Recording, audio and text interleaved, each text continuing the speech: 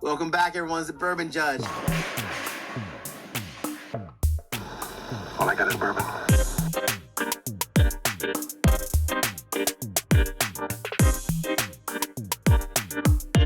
Welcome back, everyone. It's the Bourbon Judge.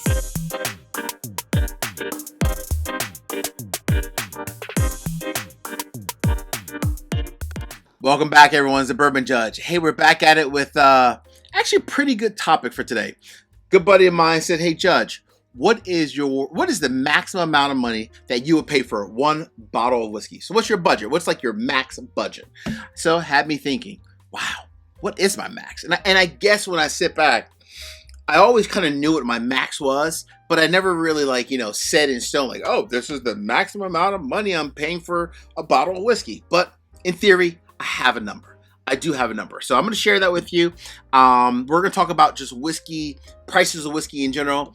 And what I'm asking for you is throughout this entire video, please make sure you drop a comment. Let me know what is the maximum amount of money that you personally would pay for one bottle of whiskey. I'm talking like just one bottle of whiskey. What's the max, your budget? What is your budget, your max? Cool? All right.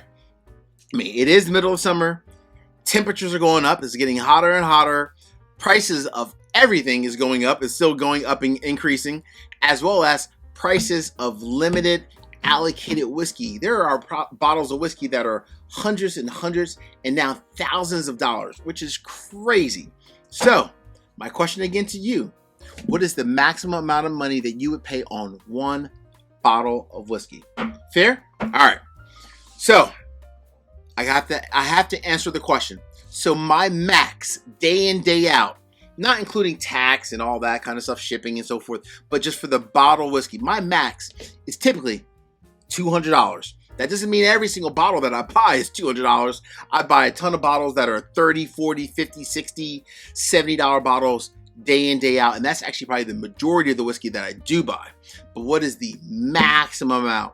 The maximum amount of or I should say the maximum amount that I would pay for one bottle is $200. Yes, so $200 is my max amount. Now I'm going to give you today 4 bottles. I'm going to give you 4 bottles that are well above $200, and I want your input on them. And then just your maximum price that you would pay for one bottle of whiskey as well. Fair? All right. So number 1, the other 3, by the way, I do not own, and I don't plan on. I don't plan on owning the other 3 because they're way past my price range and I'm done. But I can't lie. Number 1, I did splurge. And yes, even the judge, I made an exception. I know.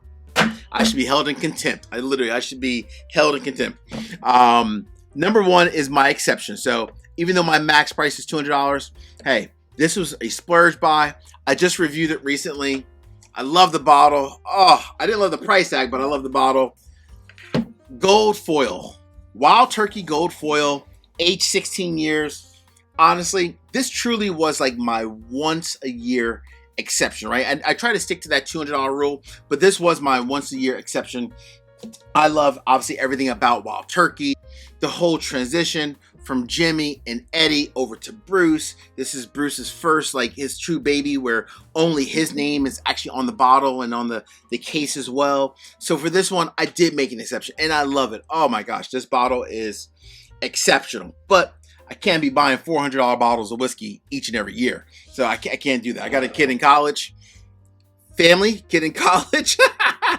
Expensive whiskey. So at some point you got to say, you know what, I got to put my family first. But I did splurge for this bottle of whiskey. This was my once a year splurge, but I'm not doing that every single month. Trust and believe, all these other bottles I'm about to mention, all of those, I'm not buying them. I'm giving them the straight Heisman, literally. This one I did splurge once a year, just once a year. All right, real quick before I dive into number 2, 3, and 4, let me know, what is your budget? I want to know, what is your personal budget? What is the maximum amount that you would pay for one bottle of whiskey? Fair? All right. Cheers. Woo! Love me a little gold foil. All right. So, number 2. I think it just came out, literally just came out. And I mean, literally just came out. Number 2 is cheaper than this one. So it is cheaper than gold foil. And the age on it is actually even higher. It's 20 years old. Number 2, the Bulleit 20-year-old rye. Yes, Bulleit just came out with a 20-year-old rye. They don't shy away from it, right? They're very transparent. It's sourced whiskey purely from MGP. So it's the 95.5, 95% rye, 5% malted barley. It's the 95.5. It is a 20-year rye, but at MSRP at $300. So the question is it worth it?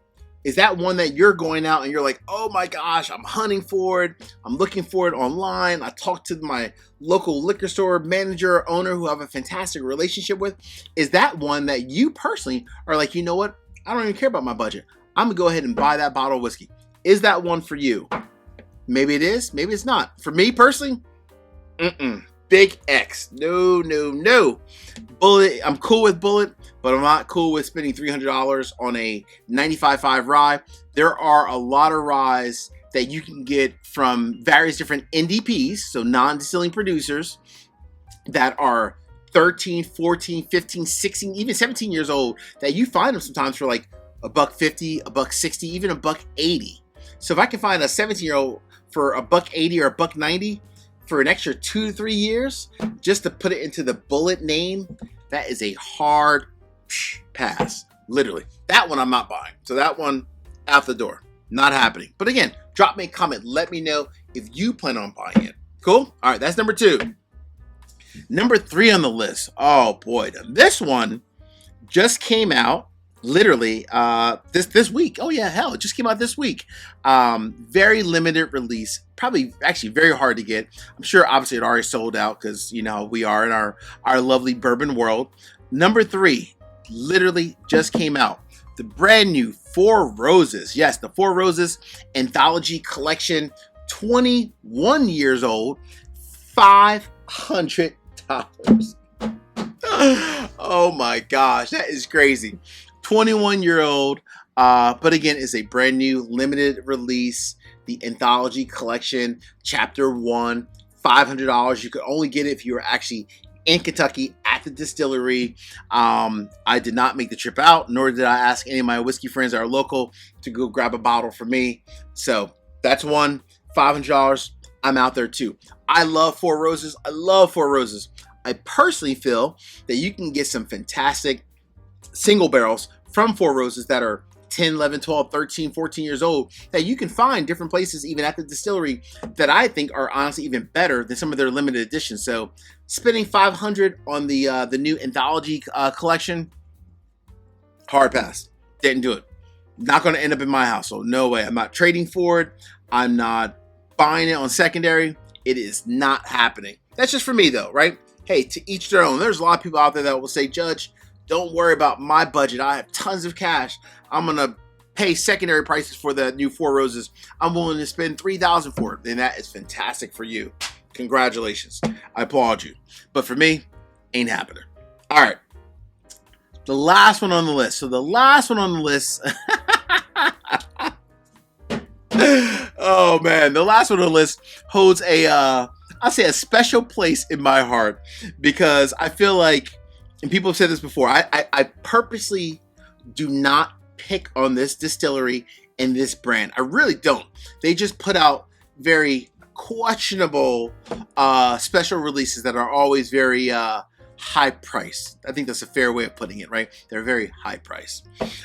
So before I even say the name, and I'm sure you probably know what it is, go ahead again, drop me a comment. Let me know if you plan on buying this bottle or this set of bottles. Fair? All right. Number 4 on the list, none other than those that do it the best. They mark things up and let it fly. And everyone buys it though. Everyone buys it.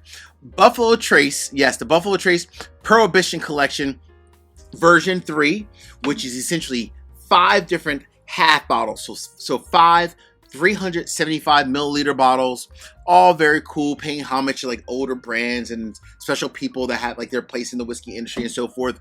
Very cool. But for 5 half bottles, or technically 2.5 full bottles, if you want to look at it from that perspective, $1,000. What? $1,000 for 2.5 bottles of whiskey?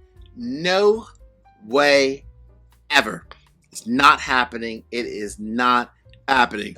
No way. I'm not getting tricked into that. And hey, that's just finding at MSRP. More than likely, if you find it's probably gonna be secondary, which if the MSRP is 1,000, secondary on those is probably like 2,000 to 3,000. That's just my guess. I haven't looked up secondary yet for those. I don't plan on it because I don't plan on buying it, so I really don't care.